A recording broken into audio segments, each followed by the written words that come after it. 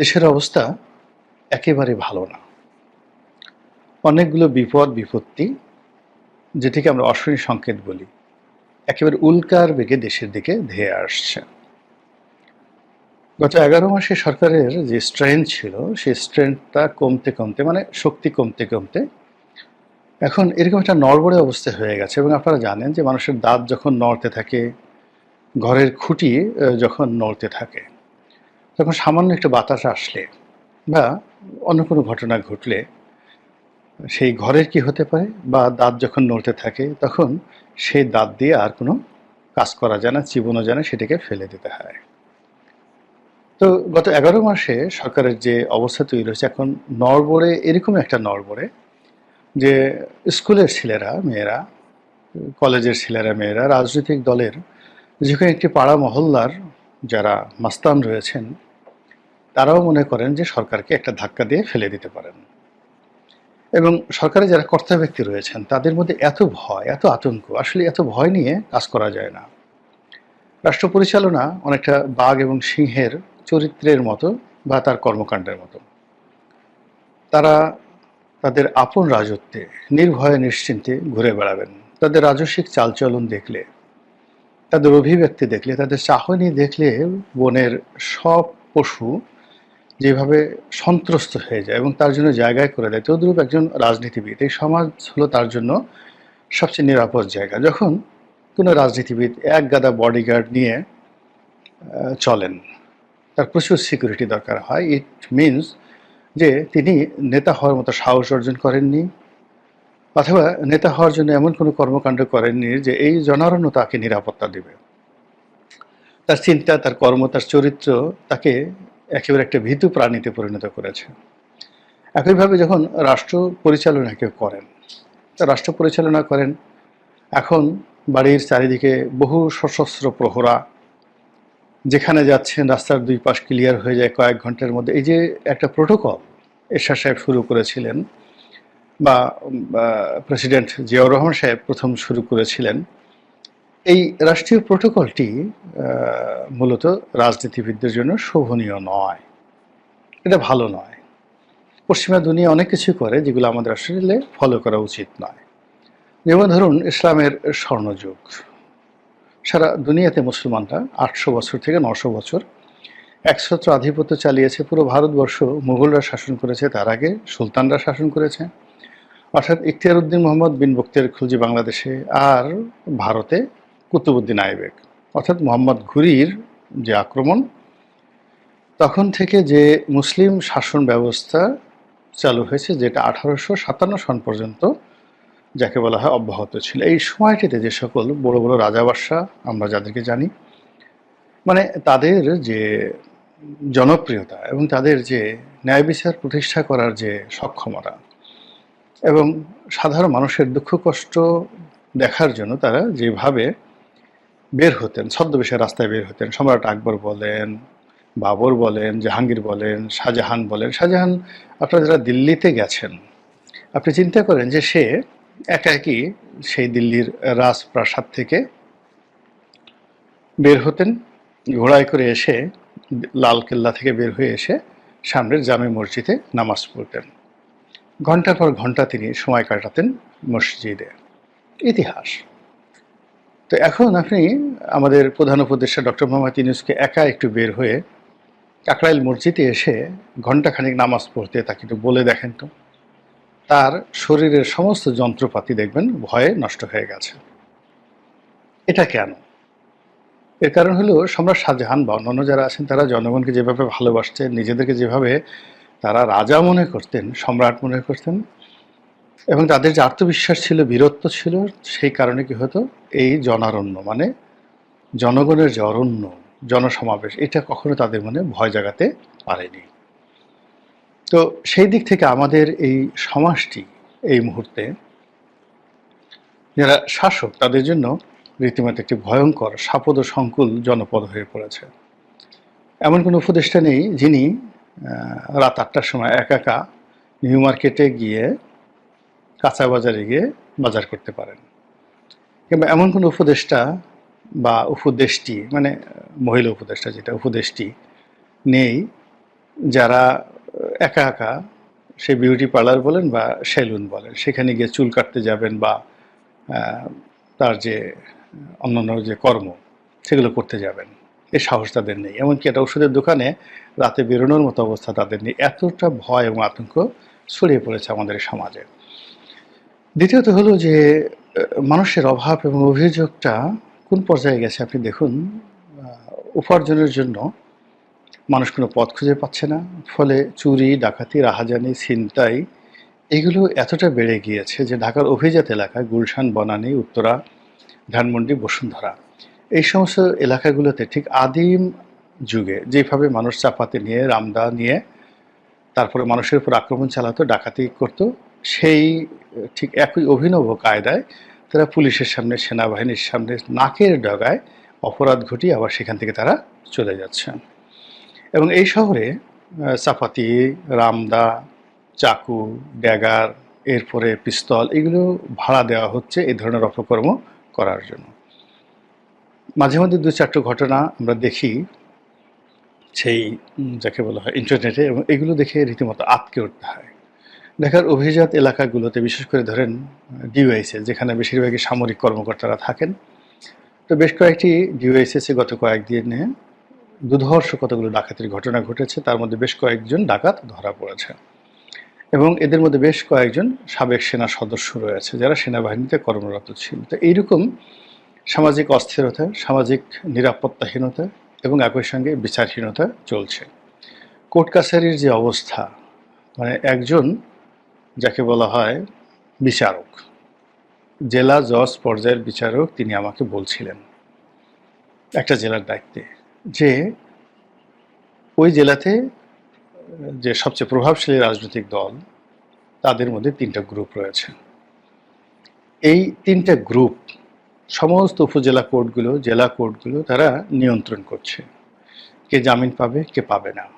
এবং এগুলো সবই করছে তারা টাকা পয়সার মাধ্যমে এবং লেনদেন করার পরে এসে যারা এই কর্মে নিয়োজিত, বিচার কর্মে নিয়োজিত সিনিয়র জুনিয়র সমস্ত বিচারকদের উপরে রীতিমতো মানসিক টর্চার, যে কাজগুলো করতে হবে, আদারওয়াইজ আপনি এখানে থাকতে পারবেন না, বা আরও নানা রকম কথাবার্তা।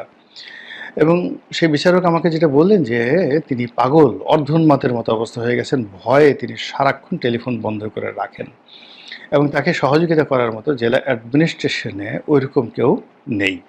আমাকে ফোন করেছিলেন যে আমি যদি কাউকে বলে দেই, ওখানে রাজনৈতিক নেতাকর্মীরা যারা আছেন তাদেরকে বলে দেই যেন তারা একটু তার প্রতি দয়া পরবশ হয় বা এ ধরনের চাপ যেন না দেয়। তো এরকম যে ঘটনা জুডিশিয়ারিতে ঘটছে, এটা তো কখনই আমরা কল্পনা করতে পারি না। আমাদের হাইকোর্টে বা সুপ্রিম কোর্টে, অ্যাপিলেট ডিভিশনে, বার এবং বেঞ্চে, অর্থাৎ উকিলদের মধ্যে এবং বিচারকদের মধ্যে এমন কিছু ঘটনা ঘটছে যে কথা বলাও যাচ্ছে না স্পর্শকাতরতার কারণে, আর না বলেও পারা যাচ্ছে না। যারা ভুক্তভোগী এবং ওখানে আছেন তারা খুব ভালো করে জানেন যে সেখানে কি ঘটছে। এরপর আপনি যদি সরকারি অফিসগুলোতে যান, আপনি দেখুন এ যাবৎকালে এই গত 11 মাসে কয়বার সচিবালয়ের মধ্যে গেট ভেঙে ঢুকে গেল ছাত্র জনতা, আনসাররা ঢুকে গেল।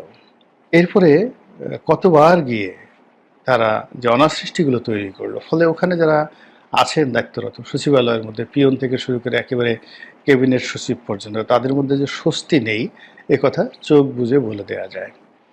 এবার আপনি ব্যাংক পাড়াতে যান, সেখানে আরও বিশৃঙ্খলা অবস্থা।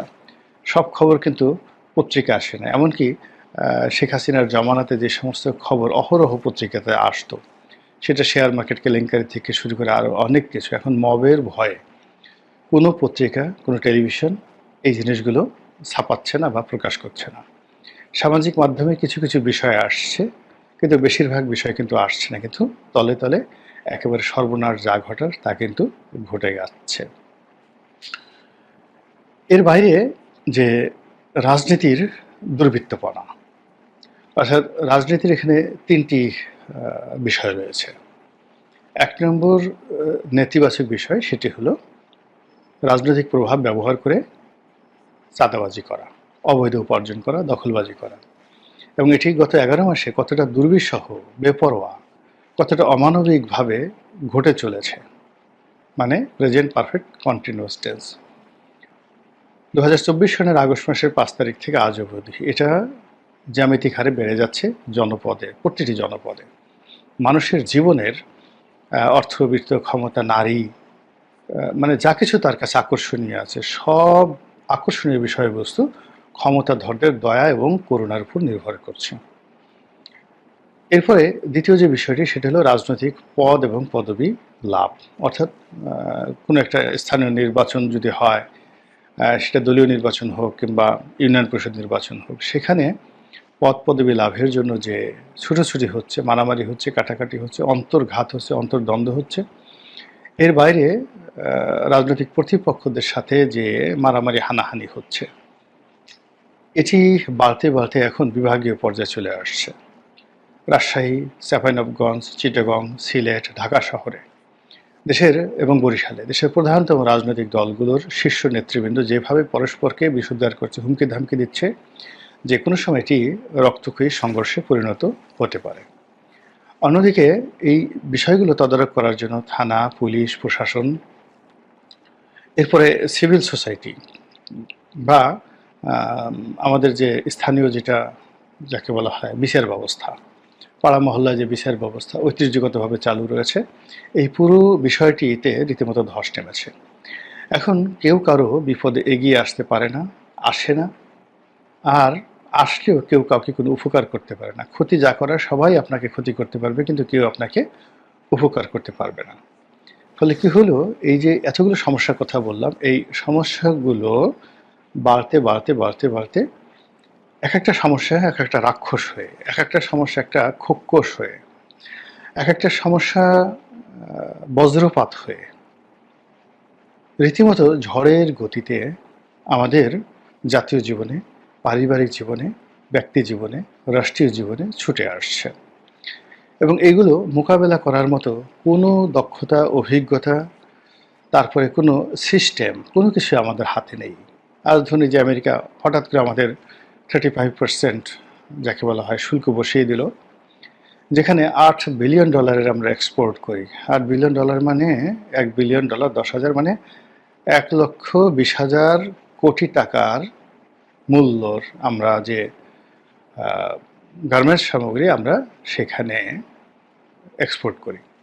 তো ধরুন 1 লক্ষ বা 1.5 লক্ষ কোটি টাকার যদি আমরা এক্সপোর্ট করি, এটাকে 5 থেকে 7 বার আমাদের দেশে ট্রানজ্যাকশন হয়। অর্থাৎ যখন কোনো আমেরিকান বায়ার একটা এলসি দেয়, ওটার বিপরীতে আমরা একটা ব্যাক টু ব্যাক এলসি করি, তারপরে সেটা আনি, সেটা ট্রান্সপোর্ট মানে পরিবহন আনি এবং সেটা ইন্স্যুরেন্স করি, সেটার মাধ্যমে ব্যাংকিং করি। তো সেই ট্রানজ্যাকশনের মাধ্যমে আমরা বিদ্যুৎ বিল দেই, আয়কর দেই, মানে অন্ততপক্ষে ধরুন 20 থেকে 25টি খাতে এই 1,20,000 বা 25,000 বা 50,000 কোটি টাকা আমরা ব্যয় করি। অর্থাৎ সব মিলে এখানে গ্রস ট্রানজ্যাকশন হয় 8 লাখ কোটি টাকার উপরে। আমাদের জাতীয় বাজেটের সাথে অনেক অনেক বেশি। এই আমেরিকার সাথে আমাদের শুধু গার্মেন্টস সেক্টরের ব্যবসা, এই ব্যবসার উপরে হঠাৎ করে 35% ট্যাক্স বসিয়ে দিল এবং আমাদের যারা প্রতিদ্বন্দ্বী আছে ভিয়েতনাম, তাদের ট্যাক্সের সংখ্যা বা পরিমাণ মাত্র 20%। ফলে আমাদের ব্যবসা সংগতের কারণে হুমকির মধ্যে পড়ে গেল।